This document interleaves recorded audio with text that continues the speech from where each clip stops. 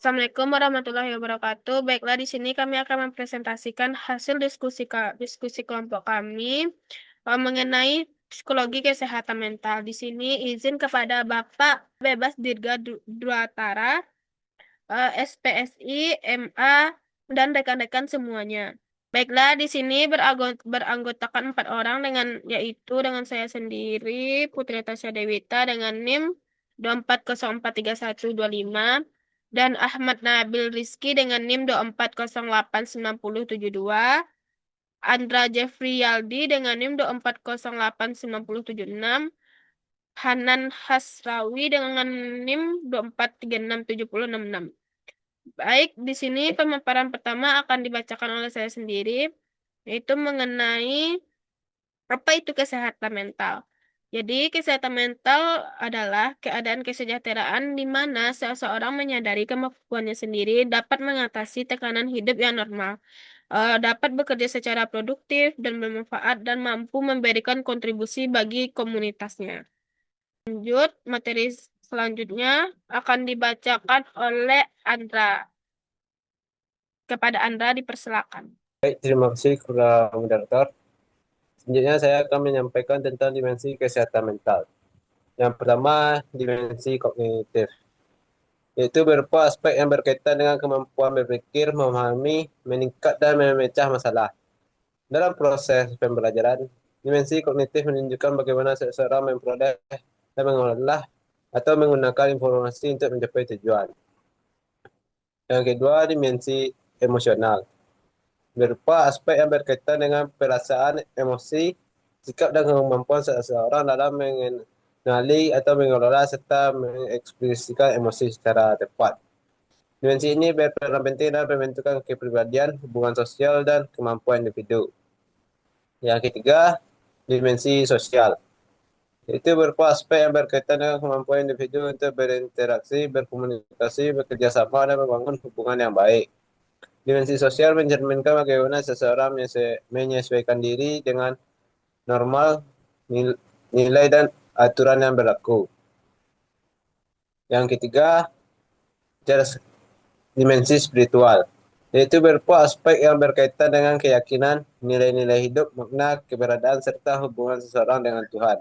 Dimensi ini membantu individu memahami tujuan hidup, menemukan makna dari pengalaman yang dialami, serta membentuk pedoman moral dan etika dalam bertindak.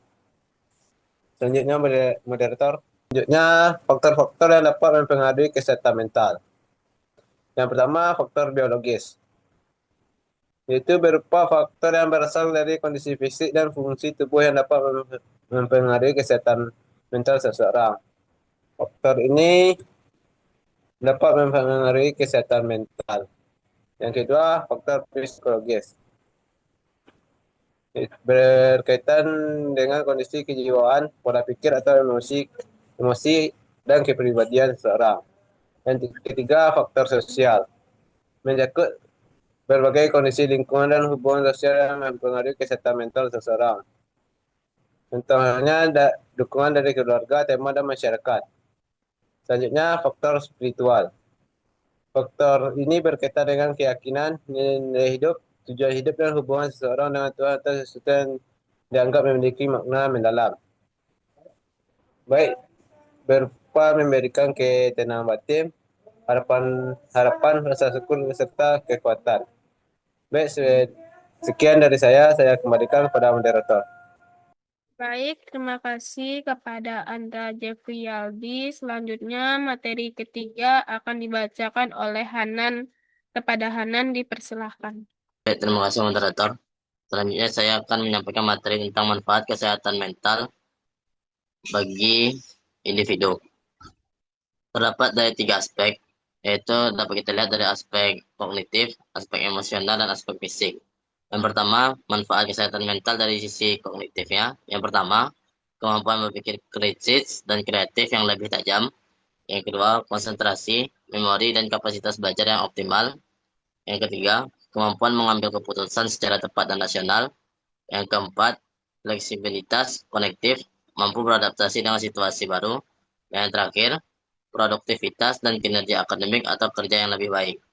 Selanjutnya dari sisi emosional, Yang pertama, kemampuan merasakan kebahagiaan, kepuasan, dan ketenangan yang lebih dalam. Yang kedua, resiliensi, yaitu bangkit lebih cepat dari kegagalan dan stres. Yang ketiga, regulasi emosi yang lebih baik, yaitu tidak mudah meledak-ledak atau tenggelam dalam kesedihan. Yang keempat, citra diri atau self-image yang lebih positif dan sehat. Yang terakhir, kemampuan menikmati momen saat ini atau lebih dikenal dengan mindfulness. Yang terakhir dari aspek fisik, dapat kita lihat dari sisi sistem imun yang lebih kuat, yaitu stres kronis memicu imunitas. Yang kedua, kualitas tidur yang lebih baik. Yang ketiga, risiko penyakit dan kardiovaskular lebih rendah. Baik, selanjutnya ada strategi menjaga kesehatan mental. Terdiri dari 4 poin. Yang pertama, tidur lebih berkualitas, yaitu tidur cukup 7-8 jam adalah momen bagi otak untuk melakukan riset emosi dan memulihkan sel tubuh. Kurang tidur sangat rentan memicu kecemasan dan perubahan suasana hati. Yang kedua, olahraga teratur. Saat berolahraga, tubuh melepaskan hormon endorfin dan serotonin yang berfungsi sebagai pereda stres alami dan peningkat suasana hati. Yang ketiga, nutrisi untuk otak. Makanan gizi seimbang memengaruhi kesehatan usus, yang mana produksi serotonin, hormon bahagia, banyak berawal dari sistem pencernaan kita. Yang terakhir, teknik relaksasi. Metode ini seperti meditasi, latihan pernapasan, atau deep breathing, atau yoga berguna untuk menurunkan detak jantung dan menenangkan sistem saraf yang sedang tegang akibat stres. Baik, itu penjelasan dari saya kembali kepada moderator. Baik, terima kasih kepada Hanan. Selanjutnya, materi keempat akan dibacakan oleh Nabil Rizky. Kepada Nabil, dipersilakan. Baik, terima kasih moderator. Di sini saya akan membahas tentang materi yaitu strategi menjaga kesehatan mental dalam sosial, kognitif, dan spiritual. Itu ada 3 poin. Yang pertama itu koneksi sosial, pola pikir berkembang, dan yang ketiga itu praktik spiritual. Baik, di sini saya akan menjelaskan yang pertama itu koneksi sosial. Koneksi sosial adalah hubungan yang terjalin antara individu dengan orang lain yang memberikan rasa diterima, dihargai, didukung, dan menjadi bagian dari suatu kelompok. Koneksi sosial yang sehat berperan penting dalam menjaga kesehatan mental karena manusia pada dasarnya adalah makhluk sosial.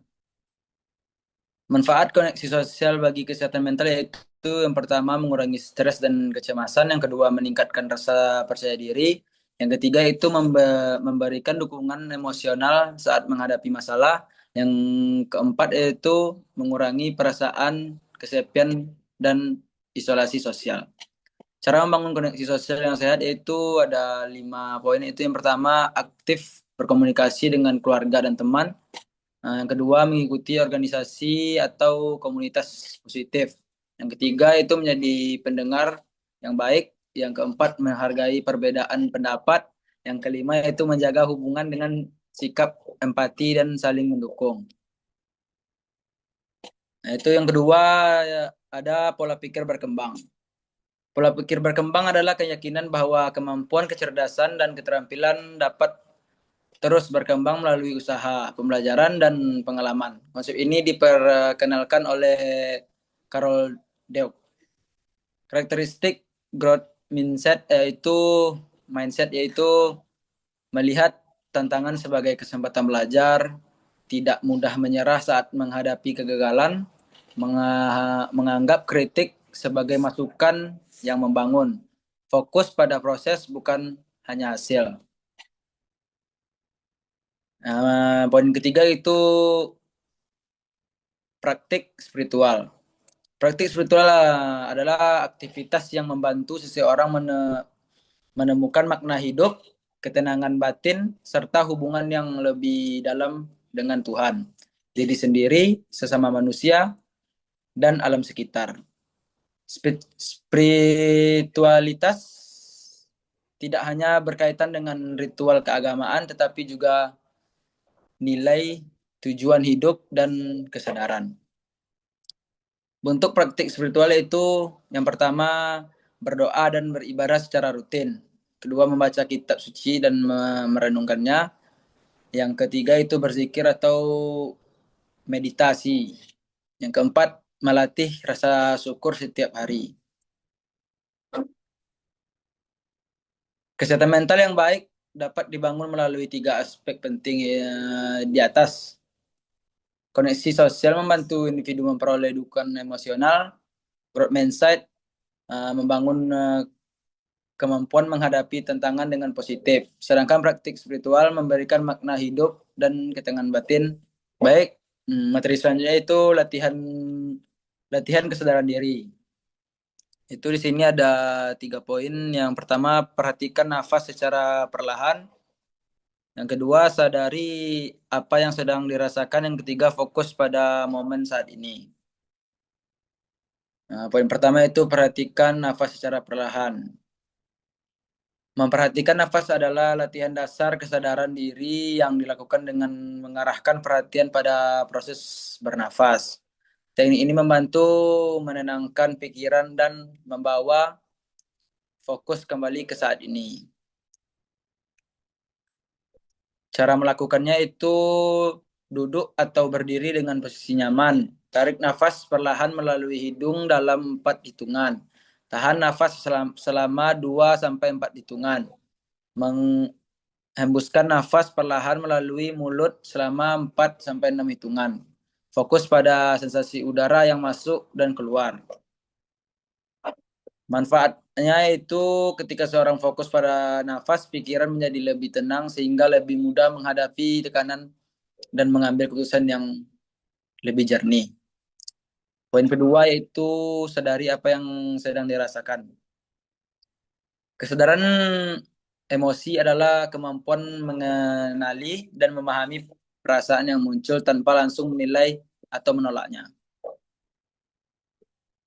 Tujuannya itu mengenali kondisi emosional diri, mengurangi reaksi impulsif, meningkatkan kecerdasan emosional, membantu mengelola emosi secara sehat.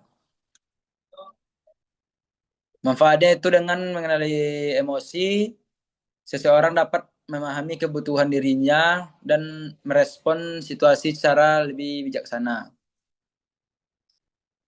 Itu selanjutnya itu poin yang ketiga, fokus pada momen saat ini.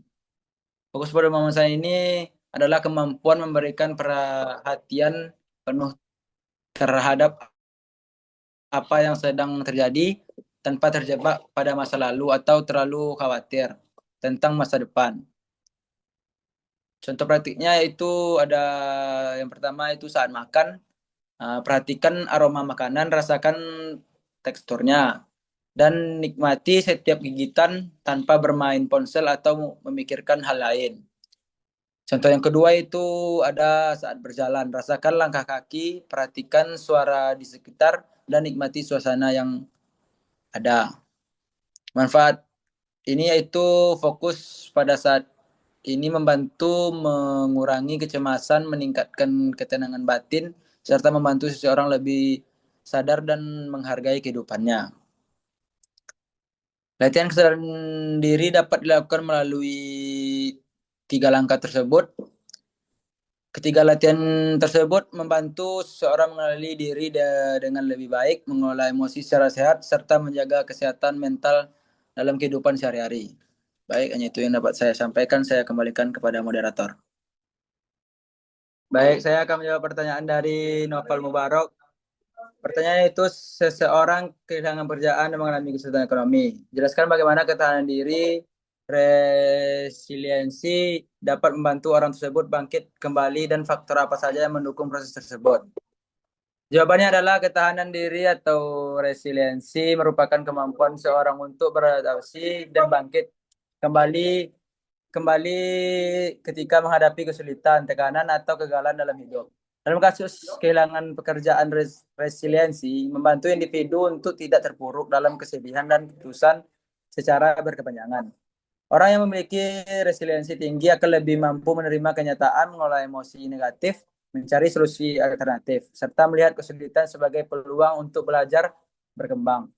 Misalnya, Ia dapat memanfaatkan waktu untuk meningkatkan keterampilan, mencari peluang kerja baru, atau mencoba bidang usaha yang berbeda. Proses bangkit tersebut didukung oleh beberapa faktor, yaitu seperti dukungan keluarga dan teman, kondisi kesehatan fisik yang baik, pola pikir positif, kemampuan mengelola stres, serta keyakinan spiritual yang memberikan harapan dan makna hidup. Dengan adanya faktor-faktor tersebut, individu akan lebih mudah mempertahankan motivasi dan optimisme meskipun sedang menghadapi situasi yang sulit. Baik, itu dapat saya sampaikan, saya kembalikan kepada moderator. Baik, terima kasih kepada Nabil Rizky. Oh, kepada Naufal, apakah sudah paham dengan jawaban yang diberikan oleh Nabil Rizky tersebut? Baik, terima kasih moderator. Saya sudah paham dengan pemaparan dari materi dan saya kembalikan kepada moderator. Terima kasih.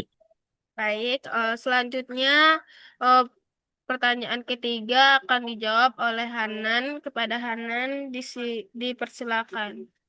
Baik, saya akan menjawab pertanyaan dari Suci. Pertanyaan tadi, jika Anda menjadi konsultan kesehatan mental di sebuah sekolah, program apa yang akan Anda rancang untuk meningkatkan kesehatan mental siswa? Jelaskan alasan dan tujuan dari setiap program yang Anda usulkan. Jika saya menjadi konsultan kesehatan, saya akan merancang program yang mencakup edukasi kesehatan mental, layanan konseling, pelatihan manajemen stres, serta penguatan dukungan sosial antar siswa, guru, dan orang tua.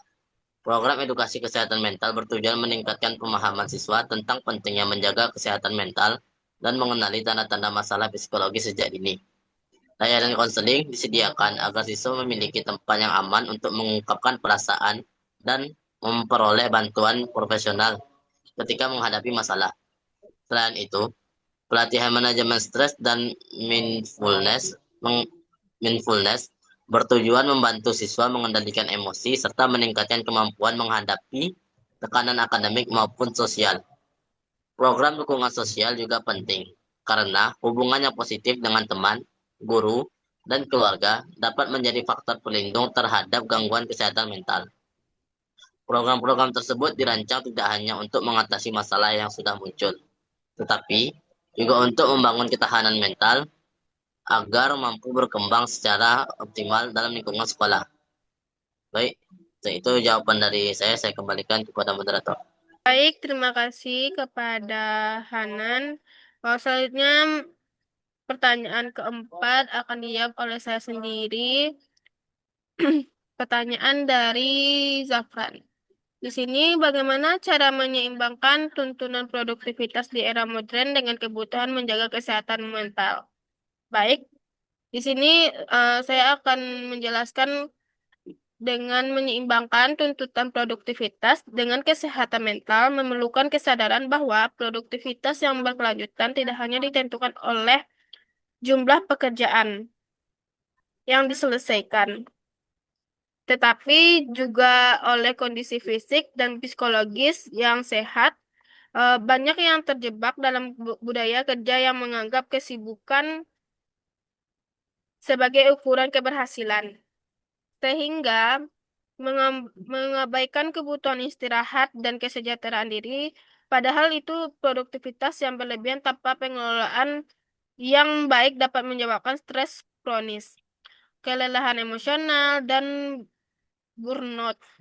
Oleh karena itu, individu perlu menetapkan prioritas yang jelas, mengelola waktu secara efektif, dan juga memberikan ruang untuk beristirahat, berolahraga, dan menjalin hubungan sosial dengan sesama orang lain. Selain itu juga pentingnya untuk menetapkan batas antara pekerjaan dan kehidupan pribadi agar tidak menjadi tekanan yang terus-menerus. Dengan menjaga keseimbangan tersebut, seseorang tidak hanya mampu mencapai target tujuan hidupnya, tetapi juga dapat mempertahankan kesejahteraan mentalnya sendiri dan meningkatkan kualitas hidup dan juga menjaga produktivitas dalam jangka panjangnya. Baik, sekian dari jawaban saya. Apakah Muhammad Zafran paham dengan apa yang saya jawab? Baik, terima kasih atas jawaban yang telah diberikan. Saya cukup paham dengan jawabannya. Terima kasih. Baik. Baik, sekian dari sesi tanya jawab. Di sini saya akan dapat menyimpulkan bahwa kesehatan mental adalah kondisi kesejahteraan yang memungkinkan seseorang berpikir secara psikologis dan merasakan dan berperilaku secara sehat sehingga mampu menghadapi tantangan hidup, belajar atau bekerja secara produktif serta menjalin hubungan sosial yang baik. Kesehatan mental di sini dipengaruhi oleh faktor biologis, psikologis, sosial, dan spiritual. Oleh karena itu, menjaga kesehatan mental memerlukan pola hidup sehat, pengelolaan stres, dukungan sosial, pengembangan diri, dan bantuan profesional jika diperlukan. Dengan kesehatan mental tersebut yang baik, individu dapat membangun resiliensi, meningkatkan kualitas hidup, dan juga berkontribusi positif bagi masyarakat. Sekian dari pemaparan materi yang kami berikan. Jika ada kesalahan kata, mohon dimaafkan. Assalamualaikum warahmatullahi wabarakatuh.